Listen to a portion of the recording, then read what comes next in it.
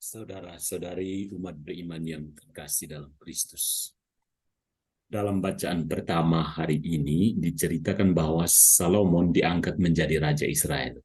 Dia bukan seorang raja yang sudah lama dinantikan dan terlatih sebagai orang yang baik dan bijaksana. Berlutut di hadapan Tuhan, ia mohon bimbingan Tuhan agar dapat menjadi pemimpin yang pantas dan bijak. Ia mohon hati yang paham dan tahu membedakan antara yang baik dan yang jahat. Kebijakan sejati adalah tahu membeda-bedakan. Maka jawab Tuhan atas permohonannya ialah, aku memberikan kepadamu hati yang penuh hikmat dan pengertian. Bijak berarti tahu dan taat kepada Allah. Dalam bacaan kedua, Paulus menegaskan bahwa Yesus adalah putra Allah yang selalu taat kepada Allah Bapanya. Dan dalam Injil Matius hari ini, Yesus menerangkan ketaatan manusia kepada Allah dalam suatu perumpamaan, menjual segala miliknya untuk membeli apa yang dianggapnya sebagai yang terpenting bagi hidupnya. Memilih yang terbaik. Pengertian atau gambaran tentang kerajaan surga diberikan Yesus dalam pelbagai perumpamaan. Misalnya, sebagai seorang yang mencari domba yang hilang atau seorang perempuan yang kehilangan uang peraknya. Seorang ayah yang kehilangan anaknya. Jadi kita seolah-olah kehilangan kerajaan Allah itu. Yesus ketika tampil di depan umum menegaskan bahwa kerajaan surga sudah datang. Tetapi murid-muridnya baik dahulu maupun sekarang justru tetap bertanya, kapan kerajaan Allah akan datang? Bagaimana kita dapat mengenalnya? Perlu diketahui bahwa di zaman Yesus orang biasa menyimpan kekayaannya demi keamanannya di dalam tanah.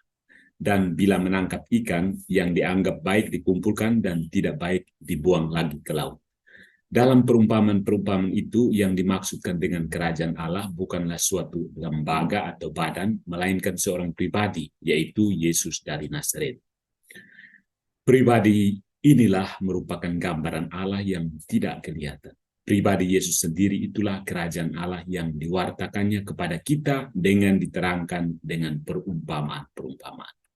Dan kerajaan Allah itu telah diwartakan dan diperlihatkan Yesus kepada kita lewat ajaran, perbuatan, penderitaan, kematian, dan kebangkitannya.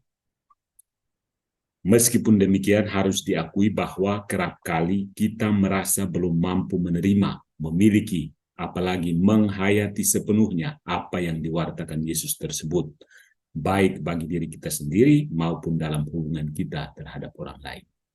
Apakah sebabnya? Karena kita belum mau konsekuen mengambil keputusan untuk memilih harta, yaitu ajaran dan teladan hidup Yesus yang terbaik bagi kita. Yesus telah mewartakan Injil tentang kerajaan Allah, atau dengan kata lain, dia telah mengadakan evangelisasi pribadi dirinya dengan segala kebaikannya, namun juga dengan segala tuntutannya. Terutama di zaman kita sekarang ini, di mana terdapat situasi dan kondisi masyarakat yang penuh ketegangan, kekhawatiran, ketidakpastian, kehilangan harapan, kita sangat membutuhkan re-evangelisasi atau evangelisasi baru. Apa artinya bagi kita re-evangelisasi? Mengadakan re-evangelisasi atau evangelisasi baru berarti menggali kembali harta Injil, yaitu pribadi Yesus yang terpendam dalam hati kita. Dan harta yang diketemukan lagi itu dibandingkan nilainya dengan harta tampak yang kita miliki lahiriah sekarang ini. Harta yang terpendam ialah sabda Allah, Injil, ajaran, dan teladan Yesus. Sedangkan harta lahiriah yang tampak ialah kekayaan, pangkat, kedudukan, popularitas, dan banyak lainnya seperti fasilitas, kemewahan.